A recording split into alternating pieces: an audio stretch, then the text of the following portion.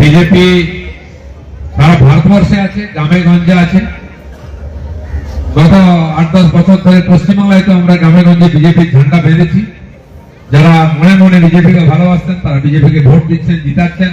আমাদের পঞ্চায়েত, পুরসভা, বিধানসভা, লোকসভার সমস্ত প্রতিনিধিরা জিতে হচ্ছেন এবং যারা বিজেপি করেছেন তাদেরকে শাসানো হচ্ছে, ভয় দেখানো হচ্ছে, কেসও দেওয়া হচ্ছে, মারও খেয়েছেন, কিন্তু কেউ বিজেপি ছাড়েনি। আমরা জানি পশ্চিমবাংলায় যদি পরিবর্তন করতে হয় এই ধরনের পরিস্থিতি হবে, তার সামনে লড়তে হবে। আর আপনারা সেই লড়াই করে দেখিয়েছেন, তাই বিজেপি এত দূর বেরিয়েছে। এখানে যারা মানুষরা এসছেন অনেকেই এখানে ওপার বাংলা থেকে এসছেন, কি তাই তো? দেশ ভাগের বলি হয়ে আমরা ওপাশে ঘর বাড়ি, জমি জায়গা, মা বোনের সম্মান পর্যন্ত ছেড়ে আসতে হয়েছে। কিন্তু ওপার বাংলা এখনো শান্তি হয়নি, একই ঘটনা চলছে। হিন্দুদের উপর অত্যাচার, বাড়িঘর ভেঙে দেওয়া, মার পিট, ফেলে দেওয়া, ক্যাম্প। ওপারে হচ্ছে যেহেতু ঠিকই আছে, বিদেশ, বিধর্মীদের দেশ। কিন্তু এপার বাংলায় গ্রামে গঞ্জে মহিলাদের উপর অত্যাচার, মন্দির ভেঙে দেওয়া হচ্ছে, মূর্তি চুরি হয়ে যাচ্ছে, মূর্তি থেকে গয়না চুরি হয়ে যাচ্ছে, সরকার কিচ্ছু করে একটা এফআইআর নেয়। সরস্বতী পুজো হচ্ছে সেখানে গন্ডগোল, দুর্গা পুজো করতে পারমিশন দেবে না, কোর্ট থেকে পারমিশন নিতে হয়। কিন্তু পাকিস্তানে গেছে, বাংলাদেশ হয়ে গেছে, তো ওখানেও যেরকম হিন্দুরা সুরক্ষিত নন, এখানেও নয়। অর্থাৎ দিদিমণি আমাদের বোকা বানাবার জন্য আমাদের টাকা দিয়ে মন্দির বানিয়ে দিচ্ছে। অর্থাৎ গ্রামে গঞ্জে যে মন্দির আছে সেগুলো ভেঙে দিচ্ছে, চুরি হয়ে যাচ্ছে, ডাকাতি হয়ে যাচ্ছে, তার সুরক্ষা নেই। হিন্দুরা সুরক্ষিত নন। 3 দিন ধরে মুর্শিদাবাদে, বেলডাঙ্গাতে রাস্তা ঘেরাও করে রেখেছে, রেল লাইন ঘেরাও করে রেখেছে, মারপিট হচ্ছে।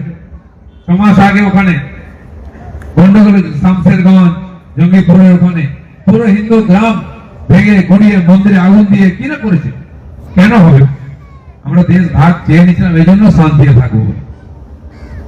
কিন্তু ওপারে যারা হিন্দু থেকে গেছিল তাদের সর্বশান্ত করে যারা তাড়িয়ে দিয়েছিল, আজকে ওরা আবার এপারে বাংলায় ঢুকছে, ঢুকে এখানে ভোটার হচ্ছে। এখানে আমাদের চাল ডাল যে রেশন দিচ্ছে কেন্দ্র সরকার সেটা নিচ্ছে, আবাস যোজনার বাড়ি নিচ্ছে, শৌচালয় নিচ্ছে, গ্যাস নিচ্ছে কেন্দ্র সরকার পাঠানো।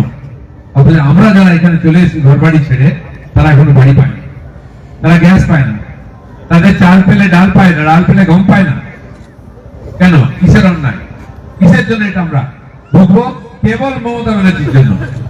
তিনি এক সময় যখন ক্ষমতায় ছিলেন না বলতেন অনুপ্রবেশ কেন্দ্রে বাংলাদেশ থেকে ছেড়ে গেছে অনুপ্রবেশের মুসলমানরা, তখন চিৎকার করেছিলেন পার্লামেন্টে। আজকে ওদের বাঁচাবার জন্য লড়াই করছেন। দেখুন বুথে বুথে ঝগড়া হচ্ছে, ভিডিও ঝগড়া হচ্ছে। কেন না? ওপার বাংলার মুসলিম যারা এসছে এখানে তাদের নাম ঢুকিয়েছে ভোটার লিস্টে, সেটা বাদ দিতে বলছে, কমপ্লেন করছি। তখন মারপিট, গুন্ডা পুলিশ দিয়ে বিজেপি লোকদের মারো, আটকাও, কমপ্লেন করতে দেবে না। কারণ ভোটার লিস্টে আমার নাম ঢুকে গেলে তারাই ভোট দিয়ে আবার ওনাকে জিতিয়ে দেবে। 3 বার এইভাবে জিতিয়েছেন। 58 লক্ষ লোকের নাম বাদ গেছে ভোটার লিস্ট থেকে। কেউ ভরে গেছে, কেউ ডকুমেন্ট নেই বলে ভয়ে আসেনি। আরো এত নাম, ভুয়ো নাম আছে যেটা দিয়ে ভোট করিয়ে তারা যেতেন। মমতা ব্যানার্জি কলকাতার ভবানীপুর থেকে যেতেন। কি করে? 44,500 নাম ভুয়ো বেরিয়েছে ওখানে, তারা লিখে আসেনি, ফর্ম জমাও করেনি। আরো কয়েক হাজার নাম আছে, সেটা যদি বাদ না যায় তাহলে উনি জিততে পারবেন না। আর জিততে পারবেন না তো, যেই ভবানীপুর থেকে লাফাতে গেছিলেন নন্দীগ্রামে, উনি হেরে ভোট বাড়ি চলে এসেছেন। হারিয়ে দিচ্ছি আমরা ওখানে, কারণ ওখানে মাত্র 10,000 মরা লোকের নাম ছিল, সেই ফলস ভোট দিতে পারেনি, হেরে গেছে। ভবে হাকিমের জায়গায় 66,000 নাম বাদ গেছে, 80,000 এলাকায় 54,000 নাম বাদ গেছে, 70-80,000 পর্যন্ত একটা বিধানসভায় ভুয়ো ভোট ছিল। সেই ভোটটা মেরে ওরা জিততো। যেই নাম ছাঁটাই হয়ে যাচ্ছে, উনি মরা কান্না শুরু হয়ে গেছে, মার কাঠ পুরোপুরি চলছে। ওই নাম বাদ গেলে জিততে পারবে না, তাই এক্সপায়ার করতেই দিচ্ছে না। বাবা যার নাম আছে, যার বাপ চন্দ্রপুরের নাম আছে, সে নাম লিখে দেবে, তার নাম ভোটার লিস্টে আছে। ঝগড়ার কি আছে? কই অন্য রাজ্যে ঝগড়া হচ্ছে না? ওখানেও তো ভোট হচ্ছে, ওখানে এসআইআর বিহারে হয়ে গেল। ওরা দেখলো বিহারে যেই ভুয়ো নাম বাদ গেছে ওকে বিজেপি জিতে করে ড্যাং ড্যাং করে, এখানেও তাই হবে, তাই আটকাও, কিন্তু পারবে না। নির্বাচন কমিশন বলেছে এসআইআর করে তবে ছাড়বো, একটাও ভুয়ো ভোট বা বাংলাদেশি নাম রাখতে দেবো না। যে টাইট দিচ্ছে না, গামছা নিয়ে রয়েছে, যেমন জল পড়ছে, অমনি চিৎকার চেঁচামেচি হচ্ছে। আর চলবে এটা যতক্ষণ না এসআইআর তখন ভোট হবে না। আর না হলে রাষ্ট্রপতি শাসন হবে, পিঠে চাল খুলে নেবে, সেন্ট্রাল ফোর্স এসে আর সেদিন ভোট হবে। যারা ভোটার তারা ভোট দেবে। এটা হবে যেরকম সিপিএম এর অত্যাচার ছিল, নির্বাচন করে সেখানে সেন্ট্রাল ফোর্স দিয়ে তারা হেঁটেছিল। এদের অবস্থা তার চেয়েও খারাপ, তাই জানে বলে আজকে মারপিট করছে, ভয় দেখাচ্ছে। এখন থেকে ভয় দেখানো হচ্ছে যাতে আপনার ভোট দিতে না যান, যাতে ভোটারে কেউ না বসে, যাতে মিছিল মিটিং আমরা না যাই। কিন্তু এটা বেশি দিন চলবে না। বিহার, উত্তরপ্রদেশ, এখানে একটু খারাপ অবস্থা ছিল। বড় বড় গুন্ডা মাফিয়া ছিল, নাম শুনতাম আমরা। 50-50টা গাড়ির কাফেলা যেত, পুলিশও হাত দিত না, এসপির হিম্মত ছিল না তাকে অ্যারেস্ট করে। কোথায় তারা? কেউ উপরে, কেউ নিচে, কেউ জেলে, সব চলে গেছে। যোগী বাবা একাই সাফ করতেছে ওখানে, বিপদ করতে পারে না। বাকি ছিল বিহার, 4 বার জিতলাম আমরা। ওখানে একটা দাড়িওয়ালা ছেলে ছিল, ভোট চোর জ্যোতি চোর বলে স্লোগান দিত। রাহুল গান্ধী খেপা খুব বললো, যে ভোট শেষ হয়ে গেল, ভোট গোনা হয়ে গেল, একতরফা জিতলো বিজেপি, ওদের এরকম মারার জায়গা নেই। সে যে কোথায় গেছে বিদেশে বিভাগী হয়ে আর খুঁজে পাওয়া যাচ্ছে। এখানেও এদের অবস্থাই হবে, অনেককে পালাতে হবে যারা আপনার সঙ্গে অত্যাচার করেছে, যারা জমি জায়গা নিয়ে নিচ্ছে, ইট ভাটা নিয়ে নিচ্ছে, দোকানপাট লুট করেছে, মায়েদের অত্যাচার করেছে, অনেকে বাংলা ছেড়ে চলে যাবে। কিন্তু কোথায় যাবে? ওদিকে বিজেপি বিহারে, এদিকে উড়িষ্যায় বিজেপি, ওদিকে আসামে ত্রিপুরায় বিজেপি, পালিয়ে যাওয়া যাবে না। খুব মুশকিল আছে। সে ব্যবস্থা হবে। শেষ লড়াইটা পশ্চিমবাংলায়, সারা ভারতবর্ষে বিজেপি। আপনারা যান, তীর্থ করতে যাচ্ছেন, ঘুরতে যাচ্ছেন, কেউ গয়া কাশি যায়। গতবারে মহাকুম্ভে গেছিলেন স্নান করতে, দেখলেন তো 65 কোটি লোক স্নান করল, কোনো ঝগড়াঝাটি গন্ডগোল নেই। সুন্দর ব্যবস্থা, লাইন দিয়ে 6 পায়খানা তৈরি করা হয়েছে, স্নানের জায়গা আছে, যান নিশ্চিন্তে, থাকার জায়গা আছে, কোথাও অভাব হয়নি। গাড়ি নিয়ে যাচ্ছে, ট্রেনে বাসে যাচ্ছে, কোনো সমস্যা নেই।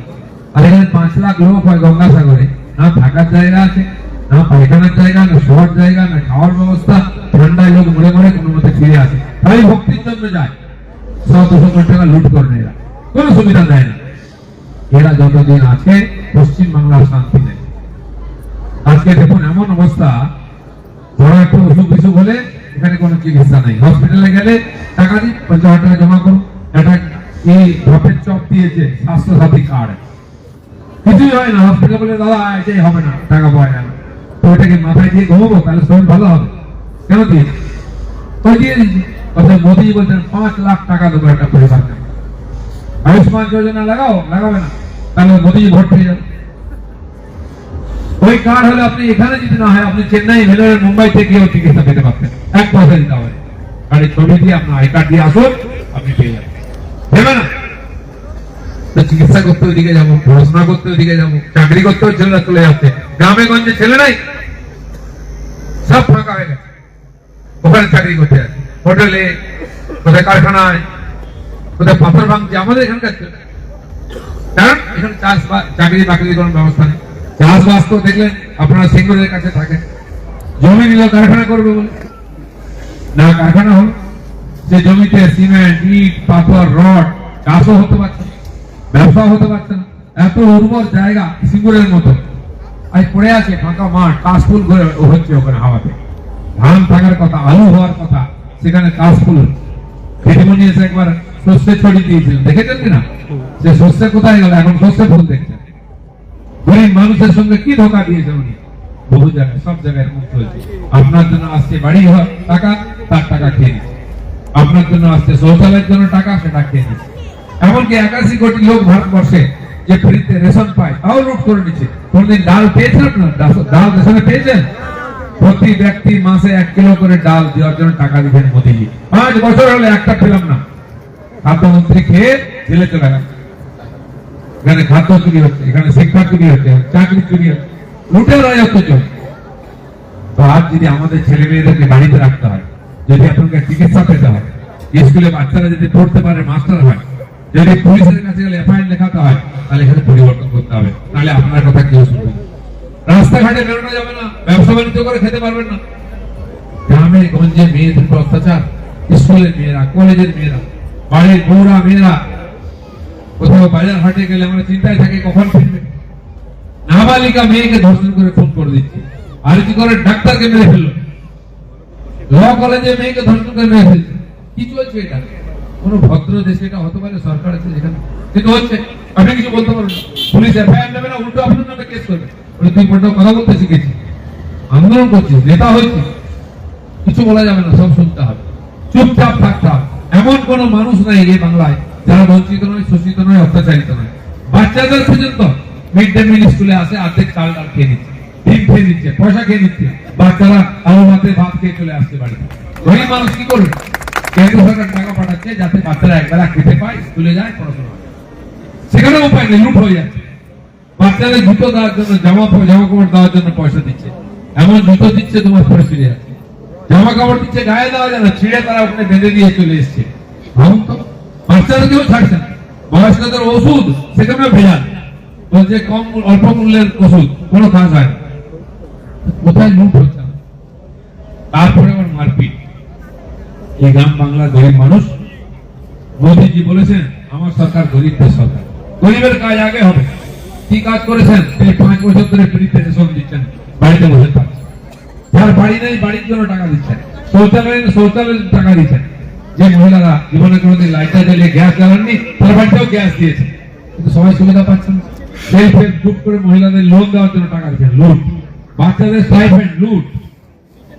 এমনকি গরিব মুসলমানরা যারা মমতাকে ভোট দেয়, তাদের স্টাইপেন্ডের টাকা খেয়ে নিচ্ছে, আর্থিক পাচ্ছেন না। তো মোদী দেখলেন এই গ্রাম বাংলার মানুষ যারা বঞ্চিত, তাদের সুবিধা তার জন্য এগুলো দিয়েছেন, কিন্তু সব লুট হয়ে যাচ্ছে। যারা আমরা গ্রামে গঞ্জে থাকি, গরিব মানুষ, এসটি, এসসি, ওবিসি, মাইনরিটি, তারাই সবচেয়ে গরিব। নিজের পয়সায় বাড়ি করতে পারে না, ছেলেদের দিয়ে দিতে পড়াতে দিয়ে চলে যায়। তো তার বাড়ি করে দেবেন বলবে, সেও পয়সা খেয়ে নিচ্ছে। মোদী যে চেষ্টা করলে কি হবে? এখানে তো পৌঁছচ্ছে না, ডাকাতের সরকার আছে। কদিন আগে মোদী গেলেন 17 তারিখ, 18 তারিখ, অনেকগুলো ট্রেন উদ্বোধন করলেন। সব কলকাতা থেকে, শিলিগুড়ি থেকে, মালদা থেকে ছাড়বে, তামিলনাড়ু, কর্ণাটক, মহারাষ্ট্র, দিল্লি, মুম্বাই যাবে, আসাম যাবে। কেন? না, ওই দিকে আমাদের এখানকার লক্ষ লক্ষ ছেলে কাজ করে, পরিযায়ী শ্রমিক হয়ে গেছে। কলকারখানায় হোক, হোটেলে হোক, রেস্টুরেন্টে হোক, চাকরি করে। উৎসবের সময়, পুজোর সময় বাড়ি আসার জন্য তারা সিট পায় না, বাড়ি এলে ফেরার সময় ট্রেনের সিট পায় না।